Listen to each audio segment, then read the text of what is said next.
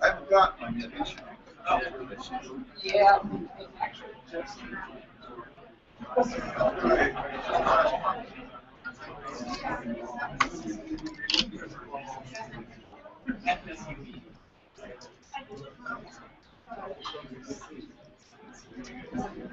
I look forward to that.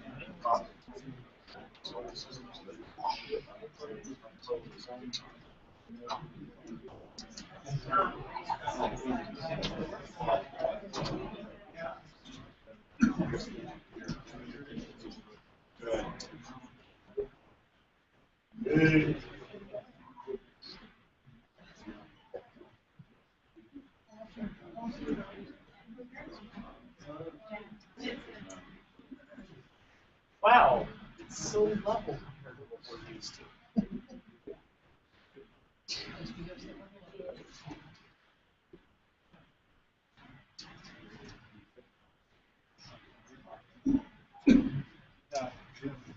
I think the libraries, when they say 9 o'clock, does it mean we're rolled out of here at 9? Do they close at 9? They close at 9. Oh, okay. Yeah, we're supposed to be out of here. Well, we have this door, and we're, yeah, because our open source software group meets here once a month too, and so yeah, we tend to go like at 9, and people just kind of wander out. So that's important. I don't know how strict they are. No, the library itself closes, and then they, because of the meetings, they figured, because we have our separate little hallway here. Yeah. Right. Okay. All right. Is anybody on the Hangouts right now can see what we're seeing? Cindy, I can't see. Hey, Cindy, are you on the Google Hangout? What do you see? Do you see the double side, or do you see that?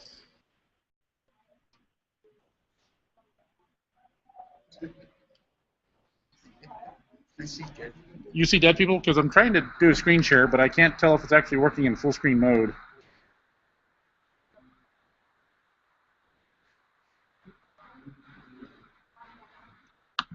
You see that? Okay.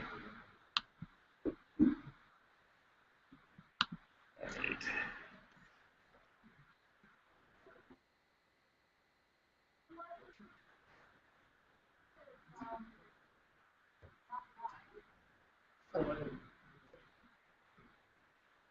You don't see me moving? Says live on my end.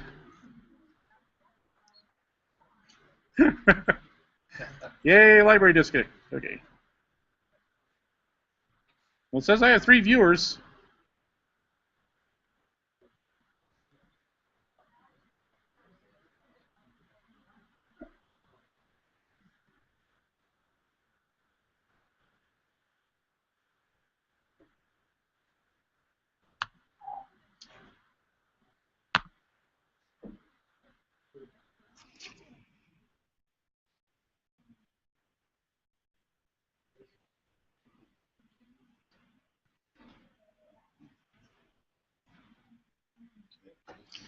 Right? We're all set.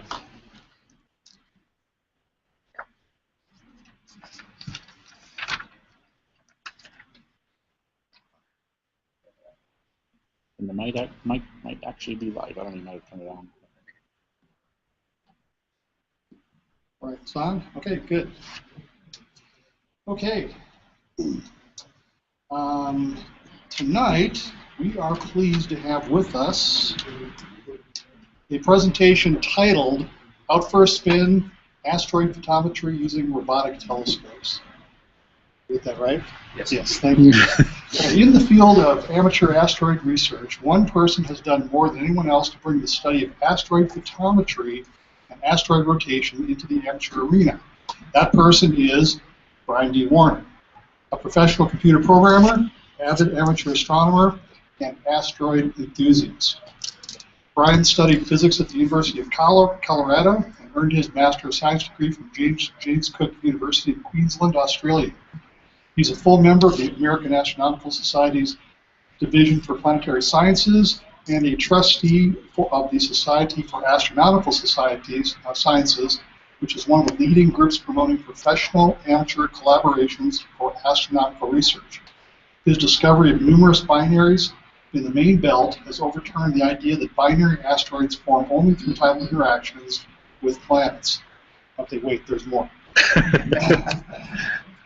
He's written a suite of commercial software programs, including MPO Connections for Telescope and CCD Operation, and MPO Canopus for measuring asteroid images, creating light curves, and determining rotational period, but he'll tell you more about that. He's also the author of the book, A Practical Guide to Light Curve Photometry and Analysis. Brian is the first recipient of the American Astronautical Society's Chambliss Award for Amateur Achievement and the Clyde Tombaugh Award for Creative Innovation in Astronomy, and has appeared in articles in Sky and Telescope and the Reflector magazine. In fact, if you have your March issue of the Reflector, there's an article in there which mentions Brian and his work. There. So, without further ado, I'd like to introduce Brian Werner from the Center for Solar System Studies, Palmer Divide Station, giving his presentation. Out for a spin. Out for a spin.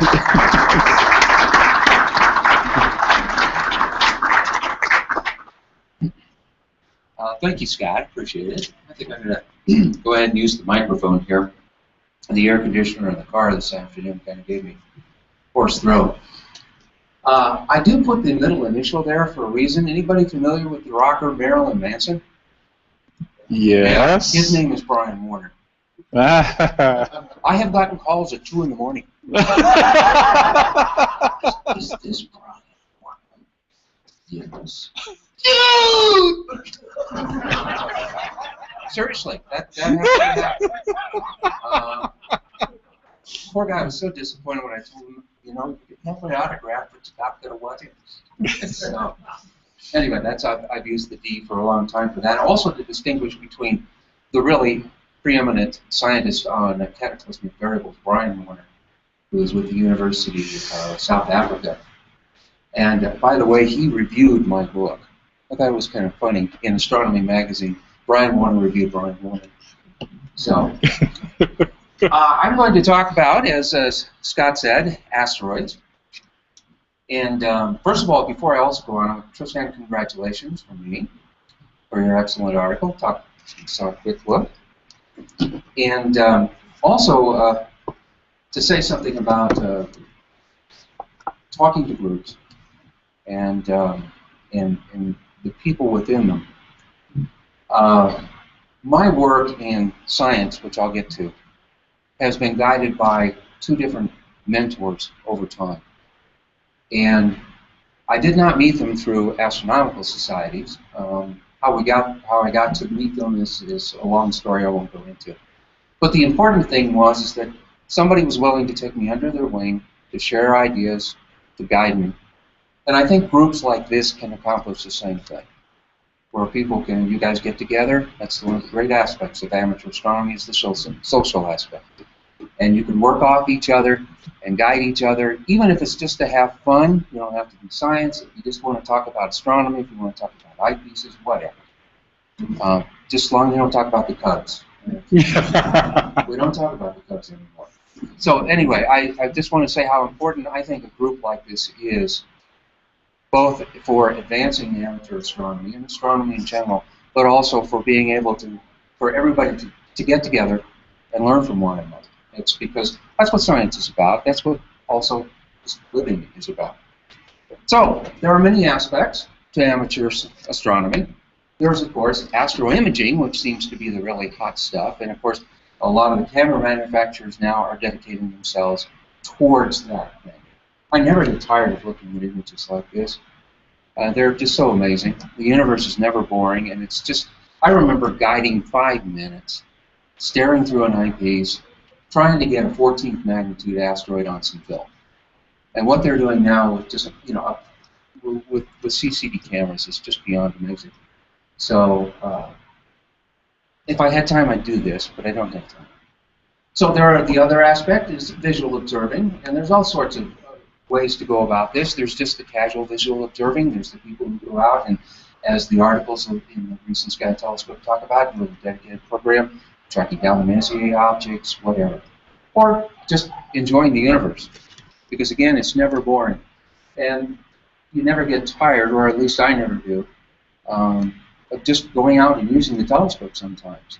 Of course, all of my cameras or telescopes are in California, so it's a bit of a trip for me to go out and use one real often. And of course, there's science. This is a telescope, the back end of a telescope from a guy who does polarimetry. I do not think that Celestron ever intended for their telescopes to have that much on the back end. But the work he does is just amazing. And you can't see that he has a 6-inch guide scope on top of it. Nice. So I think you can hear the mount screaming from here whenever he tries to do something. And of course, the cool thing about science is you get to play with all the toys, besides the X-ray imaging. So again, lots of aspects. But my topic today is mostly about science. I'll get to the asteroids specifically. But the general idea is that you can do a lot of science even when you don't really think, you know, that's not what you started out to do. This is an awesome picture. It's taken by an amateur, quote unquote, R.J. Gavin, who was another Chambliss Award winner. And he and a few other amateurs, of course, did these wonderful deep sky imaging of galaxies and found these star trails coming out of the galaxies. And some professionals said, whoa. They're now seeing the interaction of galaxies left over from when either they're merging now, have merged in the past, tidal encounters. This made a lot of advancements in astrophysics possible in the past few years. All because some guys went out and decided to take, quote, pretty pictures and really push the limits of image processing, which the professionals never got quite around to. And now they do. Now they rely on amateurs to do this kind of work. So next one. So Jay was given the Chambliss Amateur Achievement Award for his work because of the interacting galaxies. Another friend of mine who's with the Center for Solar System Studies is not doing so much solar system stuff. He's also doing interacting galaxy imaging for folks at Lowell Observatory. So the idea is that just because you're in one area of amateur astronomy doesn't mean that you can't be in another while still enjoying what you started out to do. For example, this is a picture of the star field Cassiopeia. There's an asteroid in there, and I measured its rotation and so on. But gosh, I had about 100 images a night for several nights, so why not try to find something else? So I used a part of my program in Canopus and said, you know, are there any variable stars in this field? So I essentially measured every image and every star. And it came up with quite a few hits, including this one, which turned out to be a nice eclipsing binary, W Ursa Majoris type, contact binaries, you sit close to each other. And I was able to, I went ahead and did some further studies on it and came up with a model. And this is not the model I actually did, but this is a sample of the program called Binary Maker 3. It's something that you can purchase. It's very low cost, I think about $100. It allows you to take light curves, the data that you have from your images that you go out and take, and you can create a model of the star that generates that light curve. You can do this with asteroids, and you can do it with other objects. And this, to me, is one of the great fascinations of astronomy. How much we've learned just by the fact that light changes over time from a point source of light. And if you think about it, okay, fine, it gets dimmer, brighter. What is that? Well, we've been able to explore and expand our thinking and research to the point we can actually now model stars. We can model asteroids just simply off the notion that they change in brightness over time. To me, that's just an amazing thing. It's one of my great fascinations with the work I do. So, okay, now we'll start getting into the asteroids. This is the Center for Solar System Studies. It's in Landers, California, north of Palm Beach, just about 5 miles from the big fault line from the big earthquake back in the 70s. So we keep waiting for the next one, in which case, darn, we're going to have to do polar alignment again. If the scopes are still standing. There are lights in the general area. It's not a dark site by any stretch. Landers is a collection of eclectic collection of homes. Some of them have huge fences around them with dogs, and we pretty much figure that they're cooking stuff in those houses, and we don't go near them. So again, not a dark site. If you look to the west, you can see the glow from Los Angeles Basin, but it's not bad. And it provides upwards of 250 to 280 nights a year where we can get at least some data every night. It's not often we get clouded out. We work through full moon, just change what targets we're working, brighter stars or brighter asteroids or whatever. So I'll show some more pictures of it in a second. Now, again, I do asteroids. So this is a typical asteroid light curve. This was the very first one that I did back in 1999 in 771 Libra. And this one's really easy. It's kind of, there's no brainer about it. There's nothing tough about it. It was a nice way to start. You think, gosh, is this all there's going to be to it? It's just, going to be easy as pie to get all these asteroid light curves, figure out rotation rates. This is going to be fun. And then you run across this one. Well, this one is, believe it or not, that's a tumbler. It's if you throw a brick in the air with a good twist of the wrist and don't break your wrist, it's going to go up in the air and it's going to be twisting on 2 axes. You have somewhat in a way like the Earth. It's the same, different way of getting there, but the Earth rotates 24 hours a day, but its polar axis rotates every 26,000 years. And something similar in asteroids in the fact that it has its principal rotation, but then its principal axis of rotation rotates. And so the light curve never quite repeats itself. And you get into a very complex curve. This is actually a simple case of a tumbler. There are some that are far worse, and far more difficult to analyze. And I don't have the software to break these apart. Somebody in the Czech Republic, Petrovic, with whom I work, has written software that can do the Fourier analysis to break this up, and you can actually get the 2 periods, the period of rotation and the period of precession.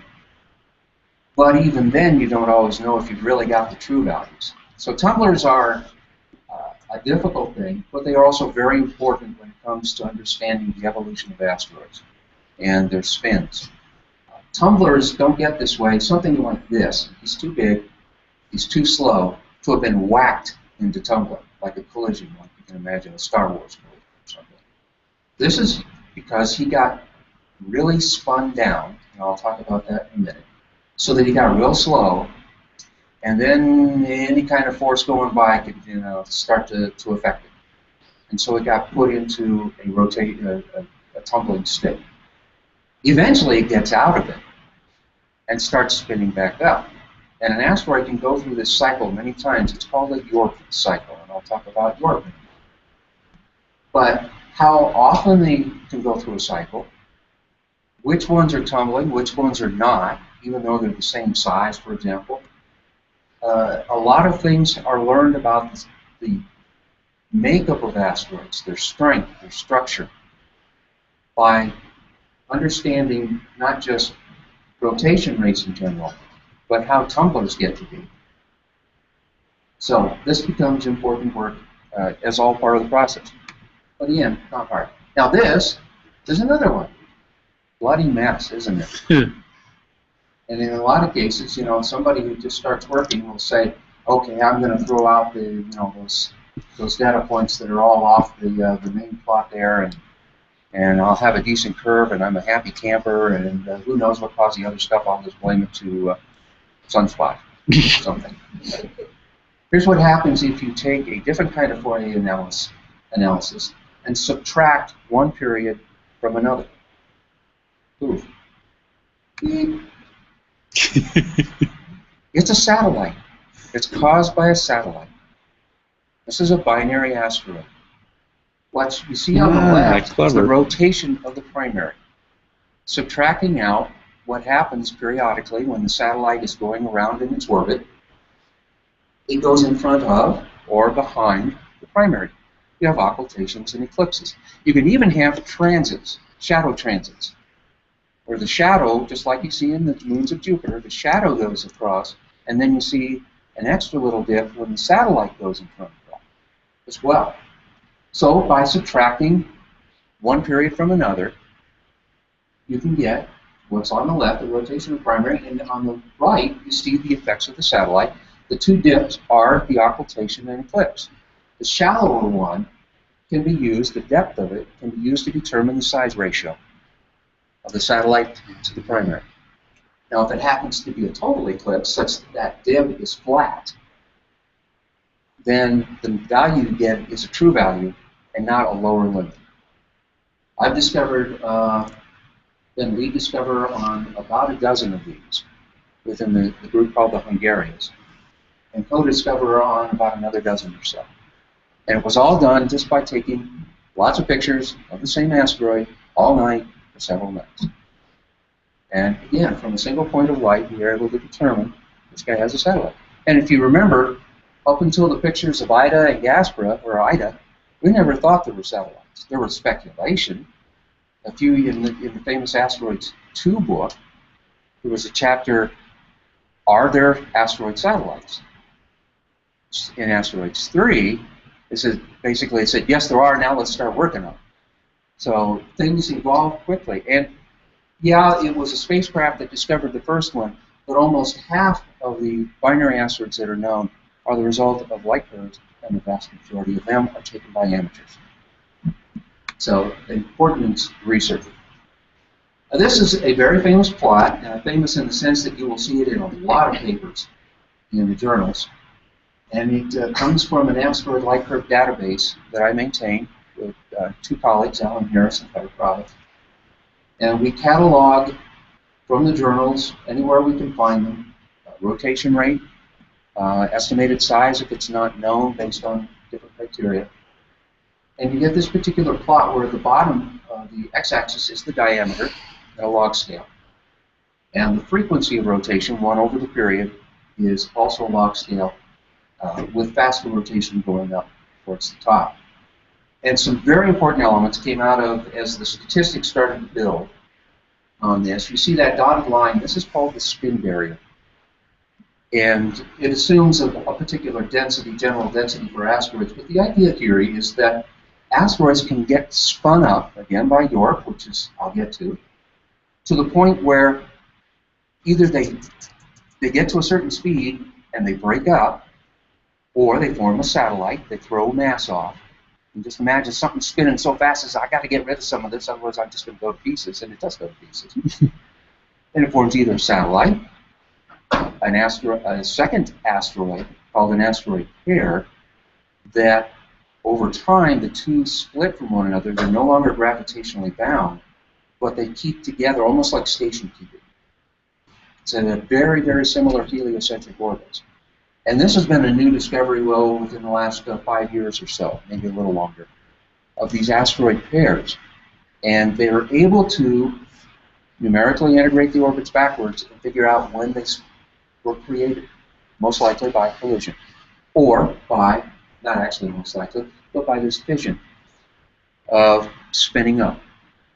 So we see that, as you get to smaller sizes, you see that they approach this spin barrier, and then all of a sudden we get this whack up to the left. And in 1999, there was one data point there. And now there are more than 300. And what that says is that anything below the spin barrier before that rising branch is what's called a rubble pile. It's a gravitationally bound body. Sort of imagine a beanbag in space. And it's not that much difference in density. And they are held together just by mutual gravitation, a little bit of stiction, but for the most part they have no strength.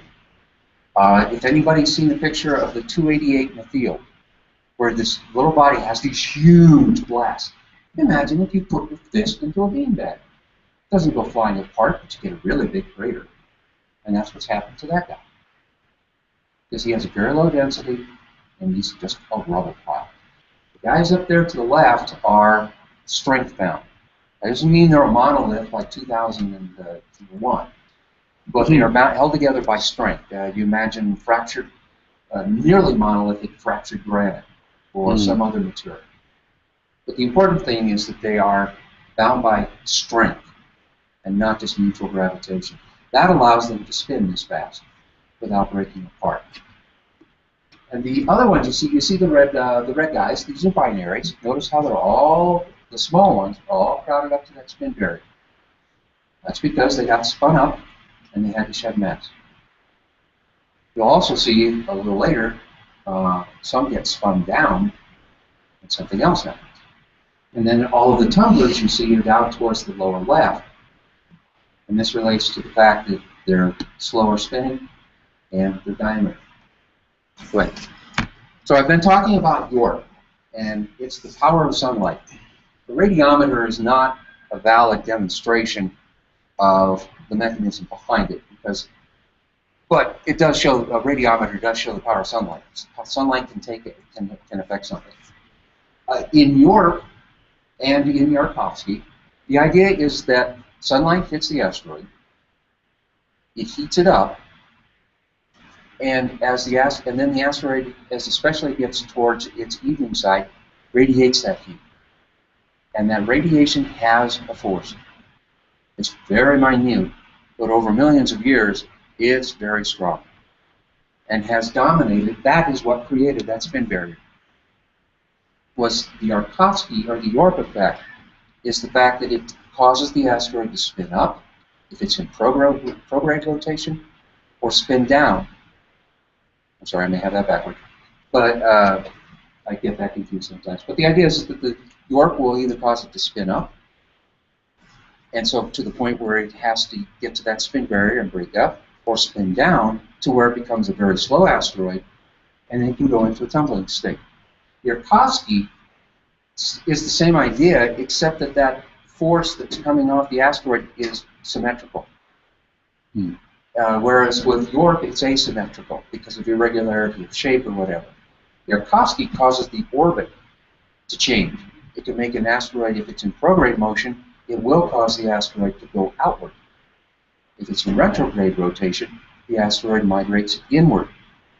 And eventually, on some of the asteroids, they can get to a point where what are called secular resonances, the influences of Jupiter and Saturn, they get, whoa, I'm in this zone, I'm in this turbulence, and I get tossed out of the solar system, I get tossed into the solar system, I get this or that.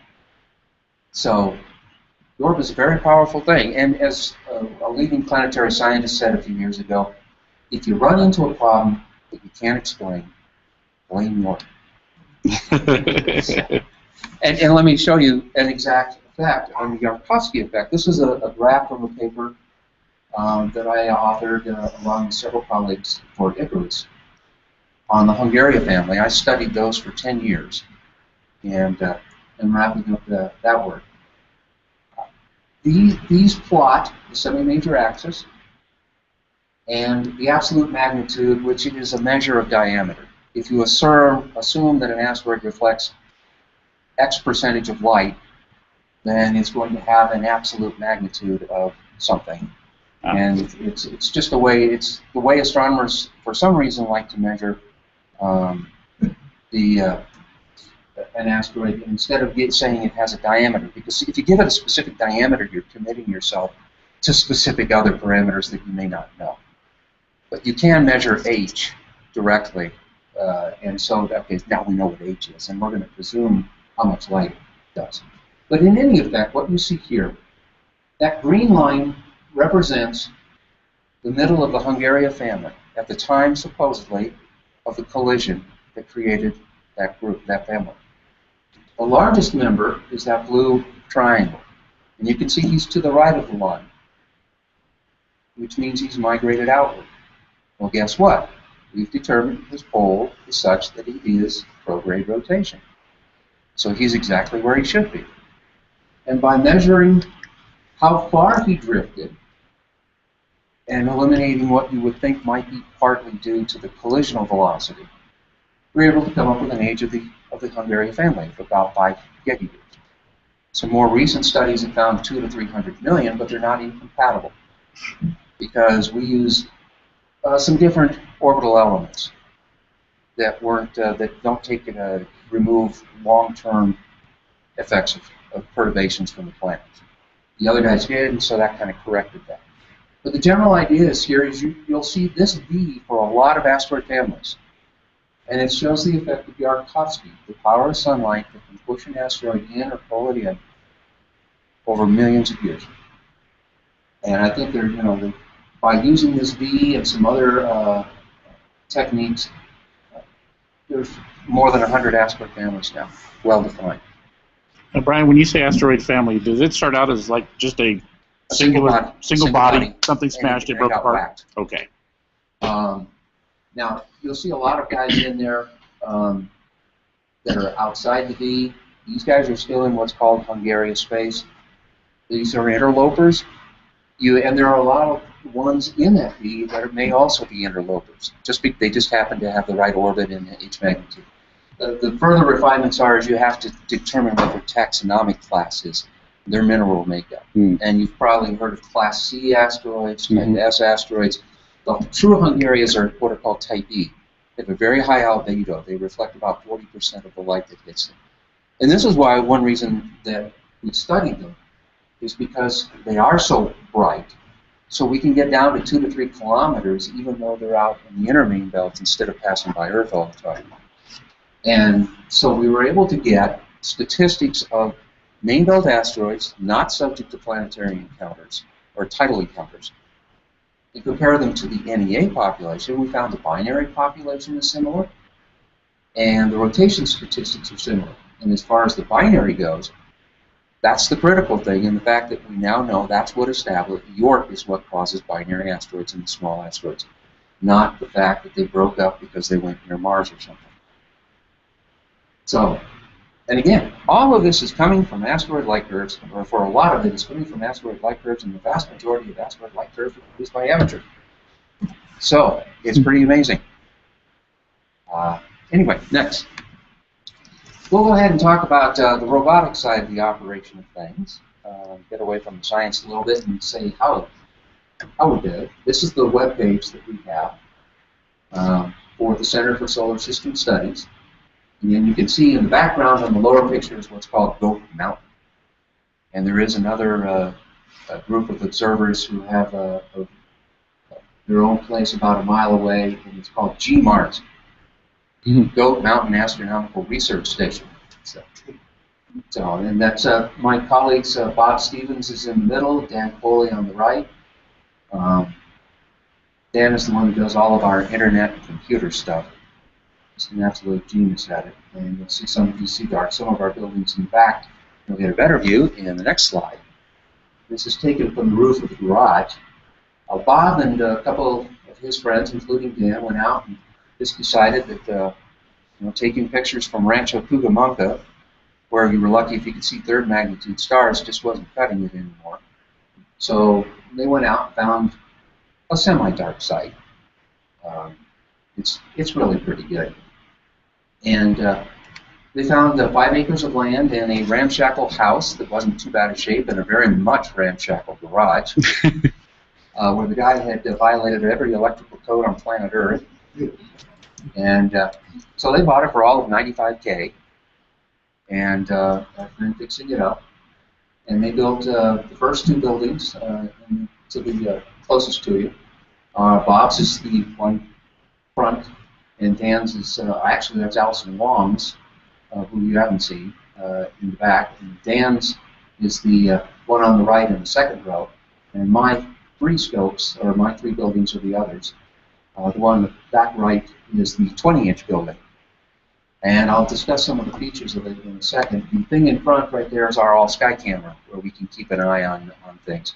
We do not have it set up yet where we're so fully robotic that we have an all-sky sensor that says, hey, it's clouding up, shut the roofs.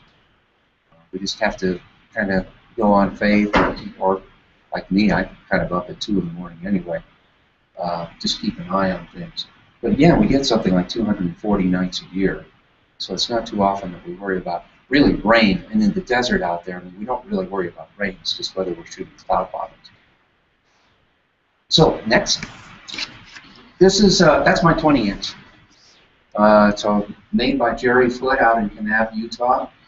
He built that back in the 80s as a prototype for a line of scopes he thought he might make and sell. So grab-and-go scopes? Huh? Grab-and-go scopes? Yeah, that's grab-and-go. Oh, okay. Yeah. It took 3 guys, a 2-ton engine hoist. Holy smokes. Just to do the fort. The base itself was another 300 pounds that it sits on. Yeah, the thing of it was I got to take that apart by myself when I moved it from Colorado. So, wow. It was fun. Yeah. But this gives some of the details of our setup. We have 9 scopes currently working every night that it's clear, doing asteroid light curves. Bob concentrates on the Trojan asteroids, the Jupiter Trojans. I helped connect him with an astronomer, Linda French, a few years back. And they've been studying the Trojans and trying to find their own trends and rotation statistics for them. And have found some pretty interesting things, like a strong excess of slow rotators. And at the distance of the Trojans, you don't really expect York to work very well, because it's dependent on how close you are to the Sun and diameter. And while the Jupiter Trojans that they've been studying are a bit larger, they're a long ways further out. So what they're finding is pretty amazing. And Bob, because of all of this, has just managed to be able to go to CTIO in Chile 5 times and use the 4-meter telescope. Nice. Yeah, nice. Every time he sends back these wonderful movies of star things over, it's like, rub it in, Bob, rub it in. All of the scopes and cameras are run on local computers, but we access the computers over the internet using remote desktop software from VNC and our admin in our particular case. The computers are using software that I wrote that are fully scripted. Most of them use just my software to run the camera and mount. We've converted them all to this wonderful system called sidereal technology. We replaced the Meade motors, or not motors, but they're electronics. And it's a wonderful system, and it's just worked out great. But in any event, the scripts are run by my software, and they will do everything from opening the roof, turning on power, turning off lights, turning on lights, sending the scope to the target, and then taking a sync picture, make sure it got on target, autofocus, and just take images all night, and then at the appropriate time, send the scope back to its park position, shut the roof, and reload the original thing that says, hey, wait till sunrise, sunset, and let's do it all again. I've let them go sometimes 4 or 5 days without ever checking in on them. So that's starting to be the true definition of robotic, but we still have a few areas to go. We found these internet accessible power strips. Those are cool. They are really cool. They allow us to turn on power to the scope and to with the way the roof system works is pretty neat. It was built by Jerry Foote, and it has 2 sides. One side is connected via UPS so that there's always power. But the other side is such that if power goes off or you turn it off by the internet switch, the roof closes. So if we lose power out in the desert, which is not too common, thank goodness, but if the power goes off, the roof closes. And they also can be scripted so that, okay, if something went really wrong with the script or computer crashed or something, the roof will always close, give or take around sunrise or sunrise, so that they're not sitting, the scopes aren't sitting there baking in the California sun. So it's worked out quite nicely. And we use a cloud Dropbox, people are probably familiar with that, or whatever. To all the images are uploaded to Dropbox. I have a program that just transfers them from all the local computers up to Dropbox, and then a program on my local computer at home that takes them down from Dropbox. So, give or take, when I get up in the morning or after a short nap or whatever, somewhere around 7, 8 o'clock in the morning, I start measuring anywhere from 2 to 800 images from the 5 scopes. And on average, it takes me about 2 hours, 2.5 hours if it's things are normal, if you will. If I run into a lot of those tumblers or something like that, and the analysis gets difficult, it'll take me a little long. But this is my job. As you saw at the beginning, I'm funded by NASA and NSF grants. I don't have a day job. Well, I do. It's this. And I have a night job. It's this. It's this. Do you get weekends off? No. Okay. I don't get holidays off. I don't get nothing off. The only and there are times when I'm saying, "Oh, please be cloudy." It doesn't mean I won't have things to do, but it means I have less things to do. But power comes from electrons. I'm sorry, what? Flowing electrons. Flowing electrons. Yes. It's what is it? It's one of the Edison companies out there. No. There was thought when we first started putting things together to have this massive battery bank with solar panels for backup, and went against that for a number of reasons. One, cost. There is, again, I mentioned the buildings with the fences and the dogs and everything. There's a little concern about security out there. This is why we didn't put up domes. We put basically fancy garden sheds. Those are 10 by 12 feet, stucco covering on most of them. The roofs are metal roofing. So there's nothing there that really draws a lot of attention to them. But we are going to do some more things. We do have a DVR system with security cameras recording things, so at least if somebody does come, we can have some evidence of what happened. And, to be quite honest, somebody's got to be really determined to get into those, because those are steel doors on the observatories. If they wanted to, they could get a ladder when they're open and jump across, but you don't find too many thieves just carrying around ladders hoping to find an open observatory. So we feel fairly safe. You're going to walk away with a 2-ton telescope. Yeah, they're not walking away with this. If they want to take Bob's scope, that's okay. But he's got a 16-inch on a Paramount, so he might be. That's still hefty. So, anyway, this is, let's see, where are we? Okay, what we've got next here is a little movie, just to show you some of the scopes in operation as we fire them up. And I run 5 scopes. We got places you have to go outside the box.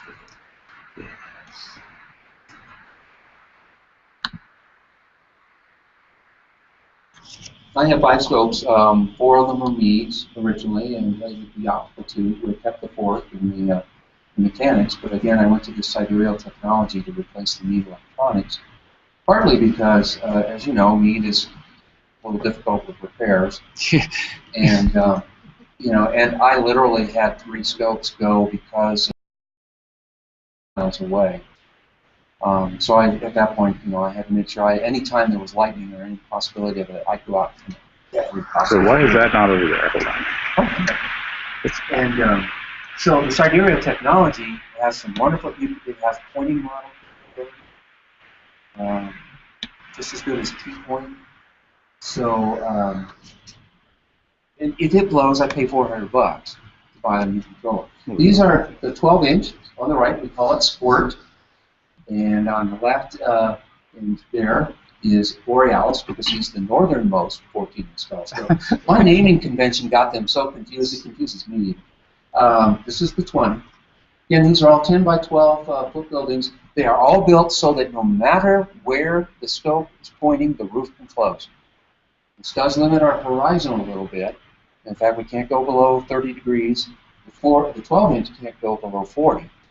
We're trying to, and that's, they misestimated how high the wall had to be for the 20 when they were doing it. They didn't have the 20 on hand to do it. But these are the roofs opening. I was opening roofs from Colorado while Bob was taking pictures in California. So, yeah. I will not answer that.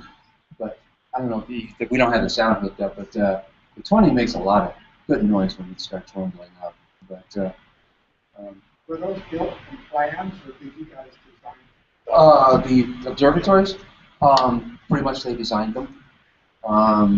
They did get plans from, like, what was it, Sky Shed or something, and they were so underbuilt that they just decided to just do it themselves. The roofs are nice. They're what you could call hurricane roofs. And in fact, if you look in the back there, you see it's kind of a channel iron this way, and the wheels ride the mat. The roofs cannot come off unless it's a tornado. And that extends all the way out on the racks. So there's no danger of them lifting off. We've operated in 40, 50-mile-an-hour winds. Wow. And because the scopes are always below walls. Yes. So that just gave you an idea of what it's like when they go into operation. So, and we'll go to the last. I wanted to talk a little bit about pro-am collaboration. If you ever decide to start doing some science, of course, I'm sure everybody's heard of the AWSO. Tremendous organization with lots of online resources. You'll always find a discussion on the forums periodically. Visual observing is dead. No, it's not. So, well, there's all sorts of issues with accuracy and all that, and yet they can pull out data obtained by CCD, which is just as horrifically bad. So it's the telescope end that matters, the operator. Yeah. It matters. Visual observing is not dead, and but it's a great organization. They are going to be part of our annual symposium, CSAS, Society for Astronautical Sciences. And we're expecting about 160, 170, maybe more at our meeting coming up in a couple of weeks in June. CSAS's main thing is to promote for pro-am collaborations. We do it through our annual symposium. We publish proceedings. People submit papers. If you go to this site and go to the publications page, you can download past proceedings. I think you will be amazed at the level of papers you see there. Maybe you won't. Maybe some of you are just, it amazes me. I'm the editor of them, and I just look at these things. I'm going, these are amateurs, quote, quote. Great. Yeah, it's a bad term because too many people equate amateur with amateurish. Right. And I can point to a number of papers in the professional journals that are not amateurs, but amateurish. And then I can a number of papers that by amateurs that belong in the top levels, and in fact are. You'll find a number of amateurs now working professionals, and they're publishing as full co-authors. Not just, oh, we tagged your name on because you gave us some data. They understand as much of the science almost as the professional, and that to me is amazing. Anyway, if you go to our publications page, you can download past proceedings. We have videos from the last 3 symposia. You can see the talks. Pretty amazing stuff. If you have some time, you'll find those on our website. So, and finally, the Center for Backyard Astrophysics. These guys work with cataclysmic variables. These are dwarf nova that suddenly flare up because you're getting a matter exchange onto an accretion disk around a star. And the stars indicate positions of observers, and you can see they've got them all over the world. And they do quite amazing work. And again, stuff that is very well received in the professional community. I put Vermilion Cliffs Observatory Venus building here in Kanab, Utah. They're one of the observers. Cindy Foote is the Venus building. There's a great story behind this. Cindy and Jerry were retired. And still, well, I say were because they decided after the stock market crashed and killed all their savings, they have to go back to work. And so now they sell root beer. Nice. And are doing quite well with it. You'd be surprised. Anyway, Cindy and Jerry were at the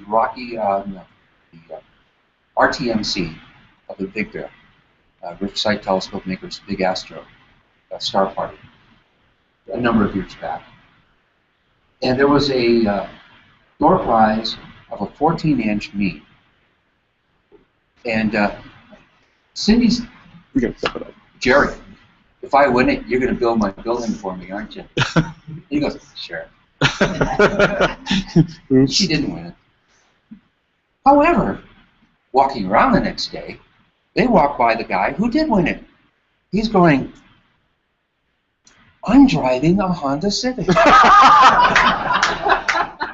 scope is bigger than the car. Got Exactly. it. Okay. So Cindy goes, nudge. They bought it. And Jerry had to build the building. Because she did get a Me 14.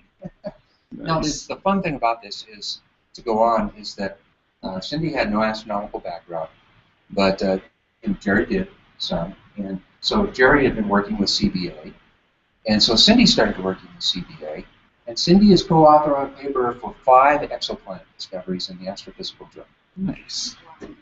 So you too can have fun. It's amazing. This so the things other than what I said earlier, I think I would just like to say, dare to try new things, but never stop having fun. Don't make it work like I did. I like what I do, but it is work. Yes. I have no vacations. I have no days off. But I thoroughly enjoy it. I can't imagine me not doing asteroid birds.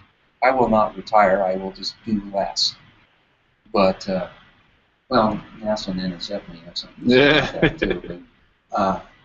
But the main thing is have fun and enjoy it. The universe is not boring. It's big. It's got lots of places to hold people. And I hope you get out and have and enjoy this wonderful, wonderful hobby, profession, application, obsession, whatever you want to call it. Thank you very much. Thank you, Ryan. Wonderful talk. Any questions? Yes, sir.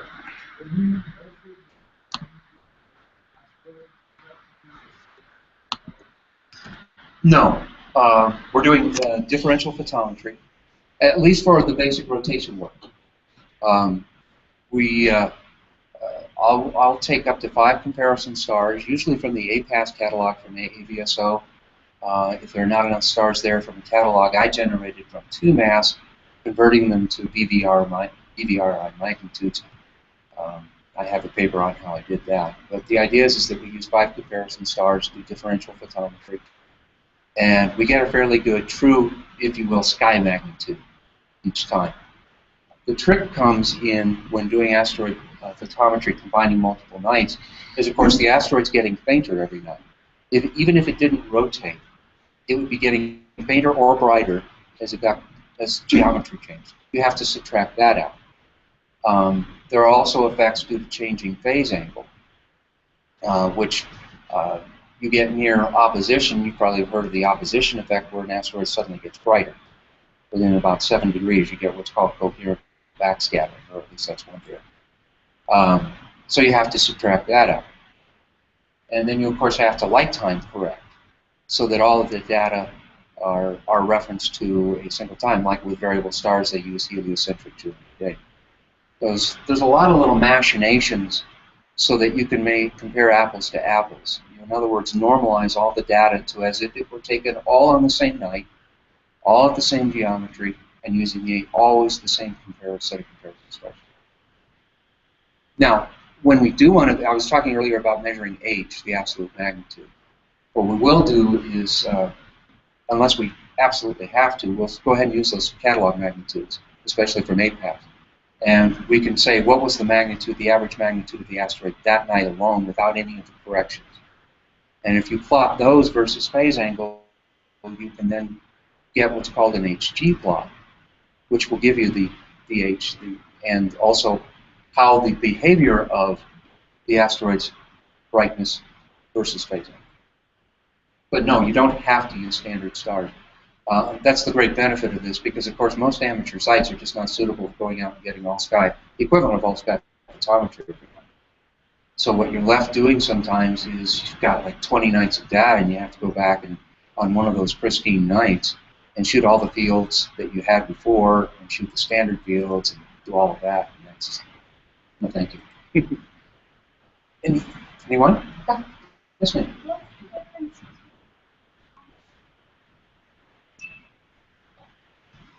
Both collect photons.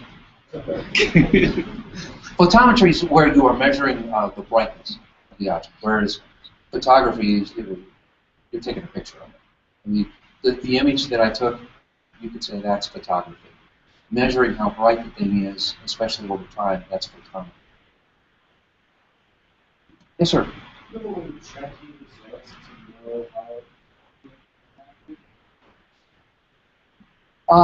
If it's the first time it's ever been measured, no.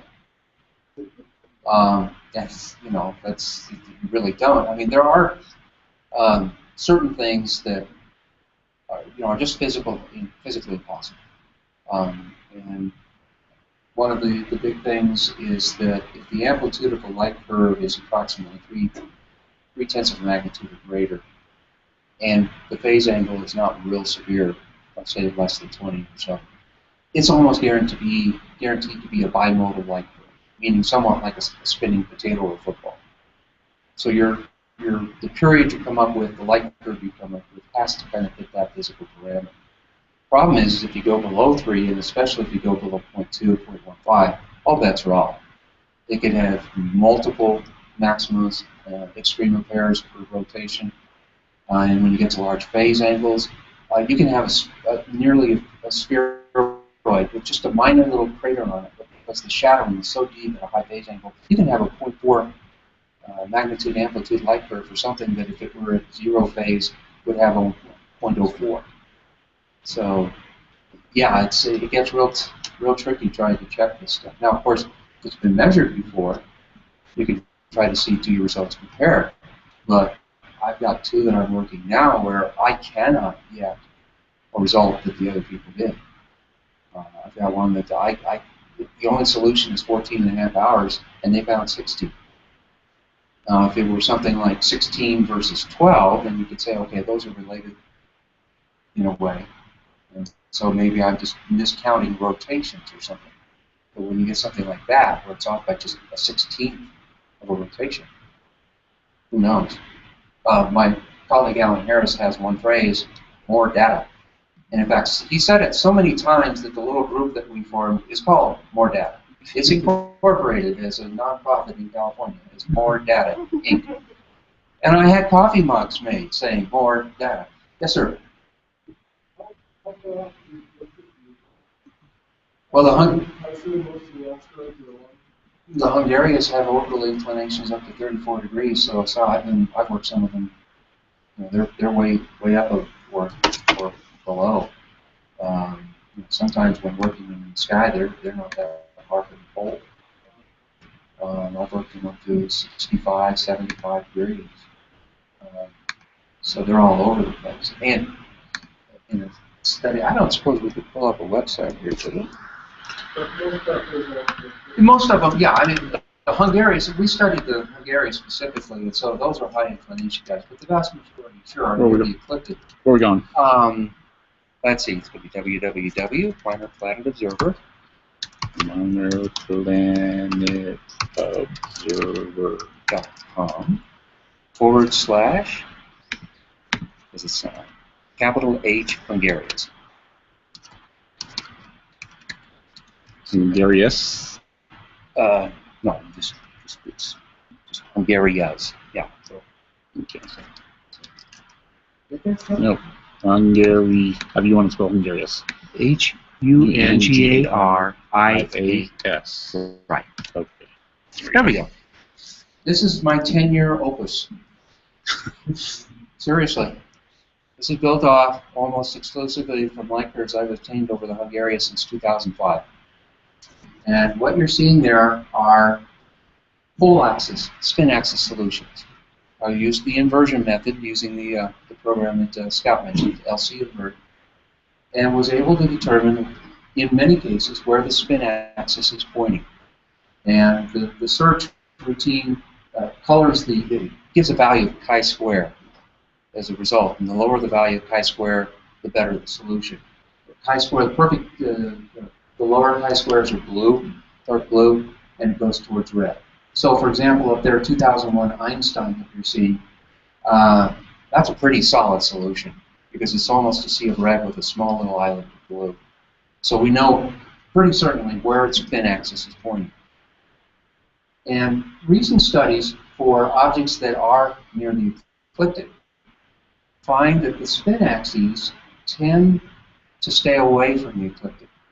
They favor more an upright position, not straight upright, but say favor 45 degrees and above. Yorp, yes, we are blaming Yorp on this because eventually Yorp does create straight up and down or prograde or retrograde spin axes. But the Hungarians, with the higher orbital inclinations, they get up and tossed about by Jupiter and Saturn on these secular resonances. And so the thought was, in a paper in 2006, maybe these guys aren't so, don't favor a particular orientation. And sure enough, I don't have the plot here. I'll talk about, yeah, keep that page up and I'll show you in a second. What I found I just finished my work and was able to get the good spin axes for about 100 Hungarians. Guess what? They're isotropic. They don't favor a particular latitude. And exactly fitting with the 2006 paper. 40% of them are between plus and minus 45, and 60% are outside plus and minus 45. Whereas the other studies found something like 20% were in that plus or minus 45 near the ecliptic. So it's a significant difference. And they're kind of excited about that. I don't understand any of what they're talking about. I mean, these guys are doing math that's just unbelievable. I mean, they're running numerical models that integrate back hundreds of millions of years with accuracy. The whole solar system. I can't get to my car without help. So, this is the output of the for a particular one. Yeah, the numbers there. The two plots there, the first two plots show the distribution of where the light curve data are from. And the more you can cover a full circle of the orbit, the better you have a chance of having getting a good solution. All the data are clumps, so you're essentially looking at the same orientation of the asteroid every time you observe it, then you're not going to get any information. So what you want ideally is a good distribution. The one on the right shows the distribution in latitude. But it's the longitude that's more important in terms of what kind of chance do you have. If you go down to the next row, the one on the left is the result of the period search. And what you want is something like that where you get a nice little pointy V. And a lot of them, I just got this nice rounded parabola, which means the solution is pretty much, ambiguous. I wasn't going to get a good model out of it. Because if you don't have a good lock on the sidereal period of the asteroid, you can't get a good lock on the spin axis. And on the right, the second row, is the shape that comes out of the inversion process. And you're looking at the North Pole, South Pole on the left, and equatorial view at 0 rotation and 90 degree rotation. This is not a particularly good model because it's kind of like a flattened cookie spinning on the long axis instead of the short. This is the thing about the inversion process. Even though you can get a really strong pole solution like we have here, and you can get the model light curves to fit the actual data, doesn't mean you're going to get a really reasonable shape out of it.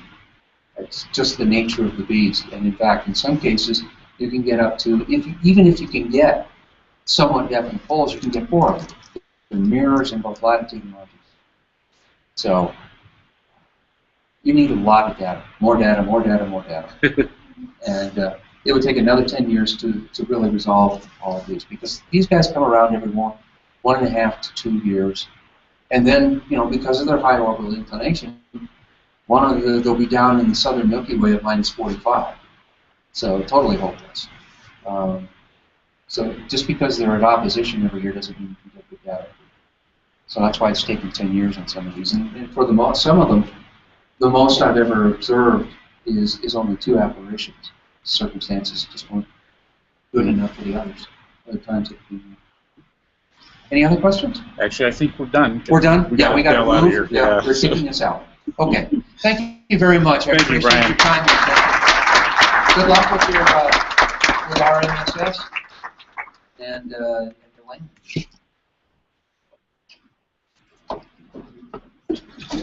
All right, we will adjourn the meeting.